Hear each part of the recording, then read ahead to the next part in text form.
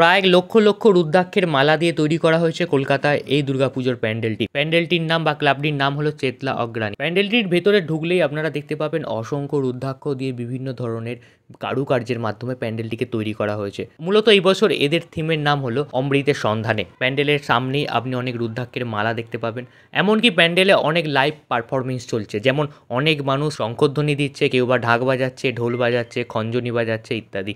ভিতরের অ্যাটমসফিয়ারটা জাস্ট অন্যরকম। প্যান্ডেলের ভিতরে এরকম অসংখ্য ছোট বড় শিবলিঙ্গ তৈরি করা আছে, যেগুলিকে সম্পূর্ণ রুদ্রাক্ষ দিয়ে তৈরি করা হয়েছে। এছাড়াও একদম প্যান্ডেলের মধ্যিখানে একটি বিশাল বড় শিবলিঙ্গ আছে, যার ওপরে আছে পঞ্চমুখী সাপ। এই সাপ এবং শিবলিঙ্গকেও কিন্তু সম্পূর্ণভাবে রুদ্রাক্ষ দিয়ে তৈরি করা হয়েছে। এই ভিতরের অ্যাটমসফিয়ারের আওয়াজটা বা সাউন্ডটা যদি আপনাদের শোনাই, আপনাদের মনে হবে যে আপনি কোনো জাগ্রত শিব মন্দিরে চলে এসেছেন। তাই চলুন আপনাদেরকে একটু শোনাই কেমন ছিল ভিতরের অ্যাটমসফিয়ারটা।